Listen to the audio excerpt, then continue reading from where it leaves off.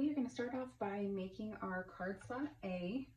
What you want to do is put your card slot wrong side up, make sure everything is marked accordingly. You have your B marked in the bottom left-hand corner, and what we're going to do is we're going to start folding on this first line right here closest to the bottom. And what I like to do is I like to get a piece of paper, a piece of cardstock, and let that help me fold while I'm ironing.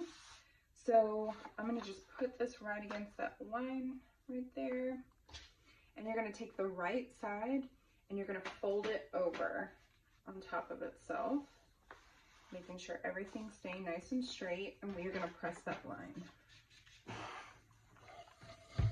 Okay, and then slide this out, and we are going to find the next line, which is this, and we are going to fold it back over this way on itself.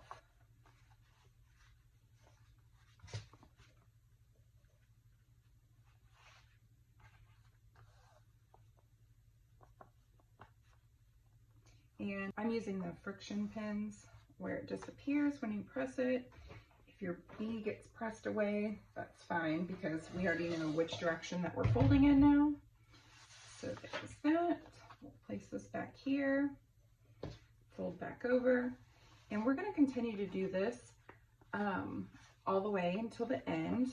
But what I like to do is after a few, I actually will flip it over so I can see the front as I'm folding, and I just want to make sure that these are evenly spaced and that they're lining up properly.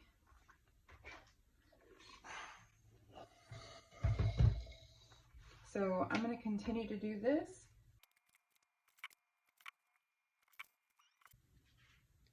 So now that we have our card slots folded, we're going to double check with a card and make sure everything is even and exactly where you want it to be. So each of these should be a 1/2 inch, and then the card should be sticking out of the slot and have probably about 1/4 inch to 1/8 inch of card slot above it. So once that is finished, we are going to take our interfacing pieces for slot A, and we are going to fuse those in the card slots. So we're going to do the back one first, and you just want to center it and then butt it up right next to that crease, and we are going to pull the rest down and press. And I do these with the glue side down, away from the front.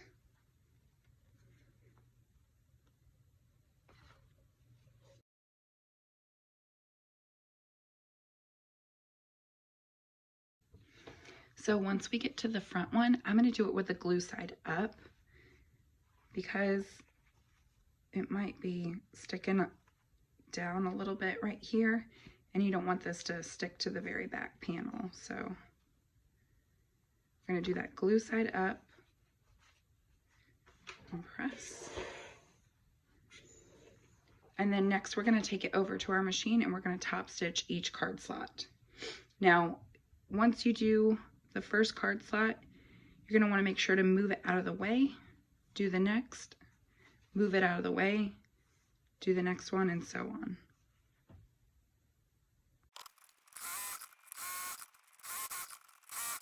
All right, now that we've top stitched all of our card slots, we're going to measure over 4 1/8 of an inch, and we're just going to mark that. And we are going to sew down the middle to separate the 2 sides of our card slots. And the next thing that we're going to want to do is we're going to measure 4 inches down from the top fold of the upper card slot,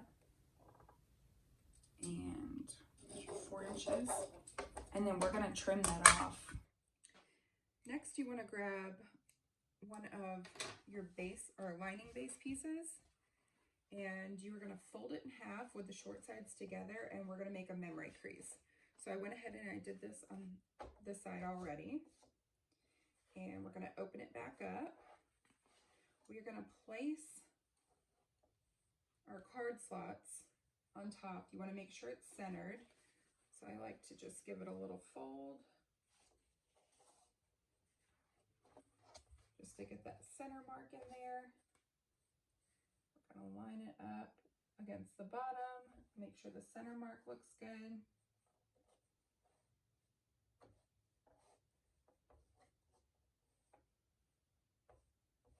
And what I like to do is I also like to just give it a look against this fold line, because that's when you're really going to notice if you shifted things, is if it's not parallel over here.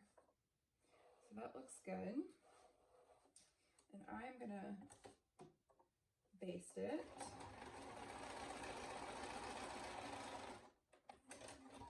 And I like to baste it where the card slots are going down, so they're not getting folded out of the way. And then I'll go ahead and baste this across the bottom as well. And as you'll see on the back, there is a curved edge. So we are going to trim the card slot at the bottom to match this curve.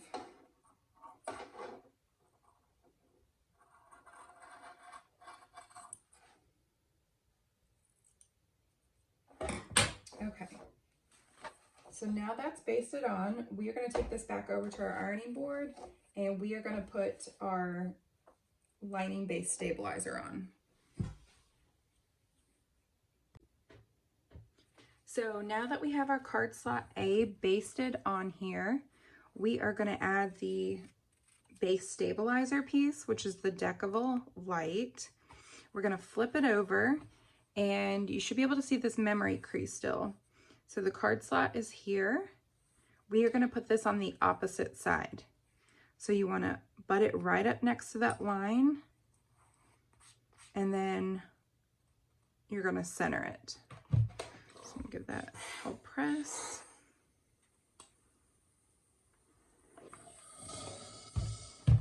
And then I'm going to fold this in half again and make sure it's nice and sharp on the crease. Everything looks like it's lining up properly. And then press. And we're going to set this aside to do card slot B. Next, we're going to take our card slot B. I went ahead and I joined these right sides together. And I have all my markings on there. The bottom is marked, and we are going to put that to the left side like we did last time. And I'm going to put this on my line. We're going to fold it over and press. And then we're going to bring that right side back over again, and we're going to fold on the second line.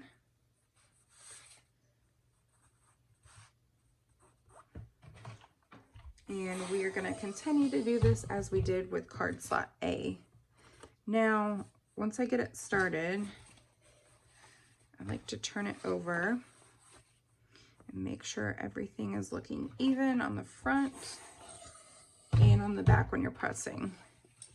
If it doesn't look even, then you're most likely not doing your card slots properly.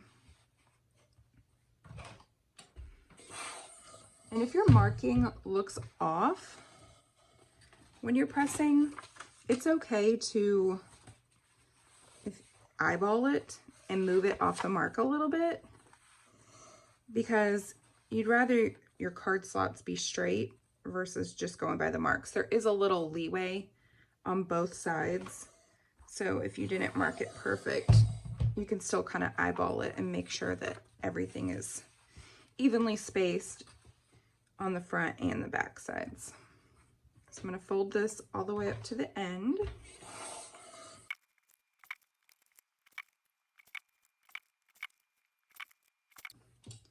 And before you take this over to your machine to top stitch, if you have anything that is a little off, you can kind of mess with that now.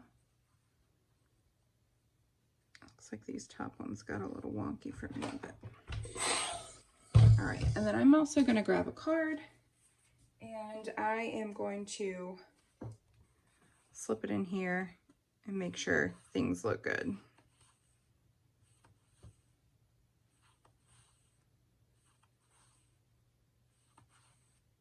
All right, that all looks pretty good. So I'm going to take it over to the machine and I'm going to top stitch each top of the card slot just like we did with card slot A.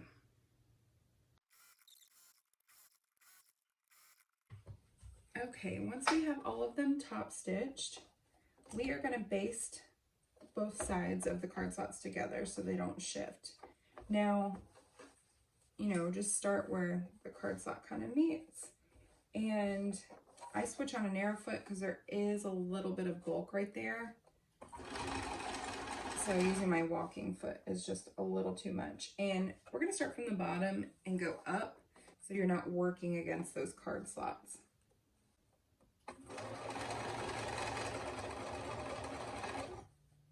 And I do my best to try to make sure that they're all nice and straight. And they're all parallel with each other. And then you just want to double check those. Make sure all your card slots are nice and parallel. You can even put a card back in there if you want, because you'll see if things got a little off. If so, it's good just to check as you're sewing things. That way you don't get to the end and you realize everything is pretty wonky. Once you've basted the card slots on the sides, we are going to measure up 1 3/8 from this top card slot fold.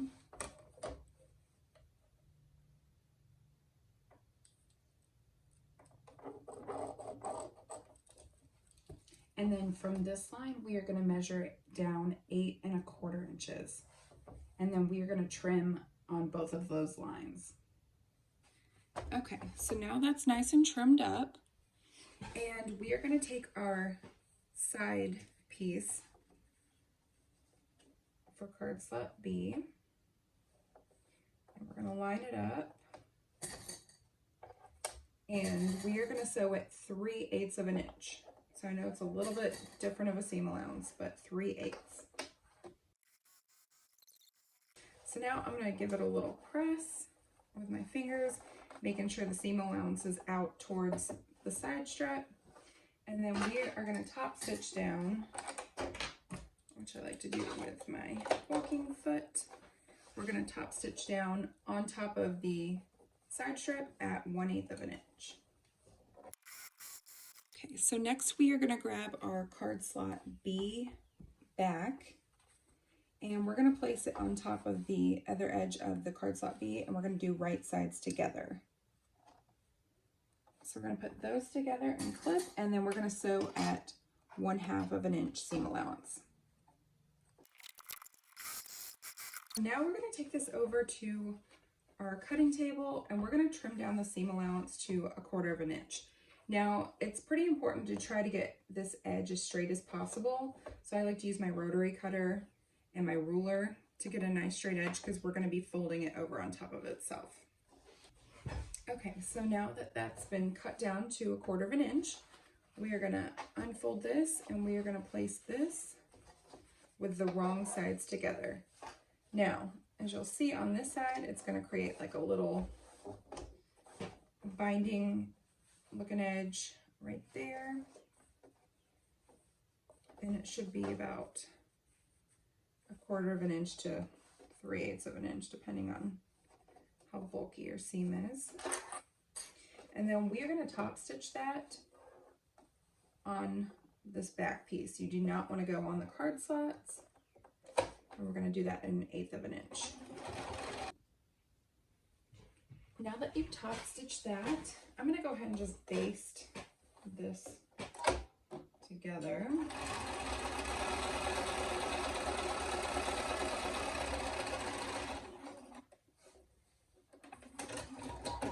And then we're going to trim off any excess.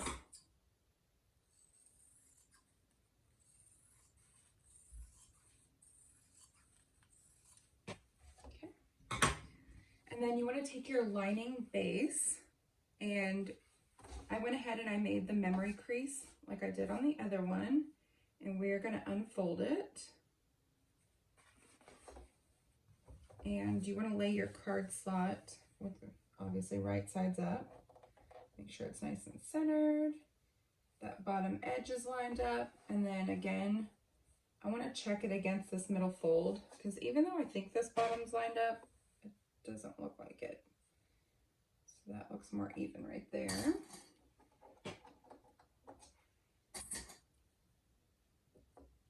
And then I'm going to go ahead and baste around. And then I'm going to trim those bottom corners like I did on the other card slot.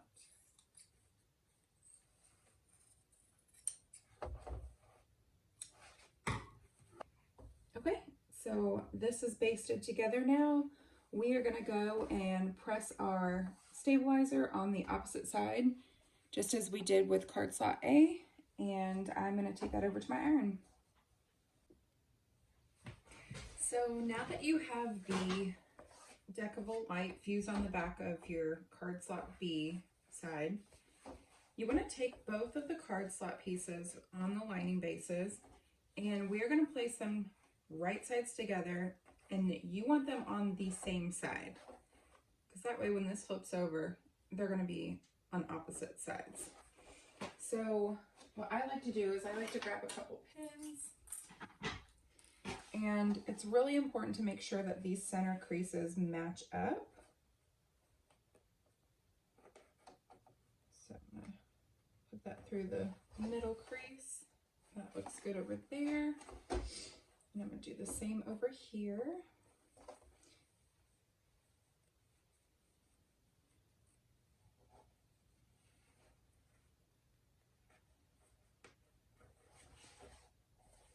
That looks pretty good also.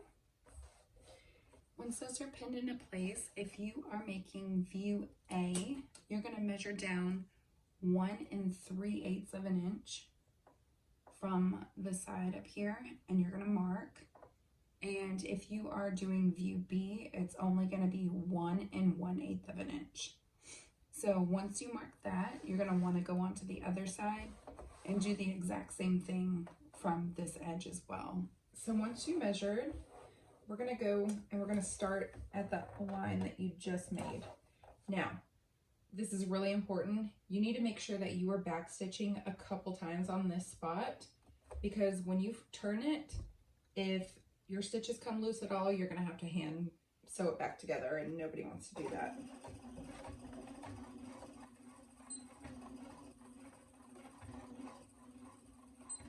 You want to make sure you're being accurate and not going over that line, because you want your mini card slot to slide in there later on. Same with your hinges. You want those to slip in there just nice. And if you measure just right, you won't have a problem. I'm going to give a couple extra back stitches at the end too, because if you pull it out a little bit, you don't want your stitches to come loose. So we're going to flip this over, and then on the back, this back here. And so now you should see that your memory creases that you made earlier should be lining up right next to each other. And then I like to take it over to my iron and give that a nice little press over here before I baste all the edges down. So once you've given this middle spot a good press again, now would be a good time to check and make sure that you sewed this up correctly. So if you are doing view A, you can slip in the mini wallet piece. As you can see, it's really flat. That looks really nice. And then if you are doing view B, you do have these little hinge pieces, or the hinge stabilizer, which should be 6 inches. And then this isn't going to work because I sewed this for view A, but it should be able to slip right in there, and you'll see that it should fit. Now if it doesn't, you know, open it back up and then pull out like a stitch or two, and then make sure that you are back stitching again in that spot, because you don't want that to pull out. So next thing you want to do is baste around the whole exterior, and then we're going to baste 1/8 of an inch on either side of these crease marks.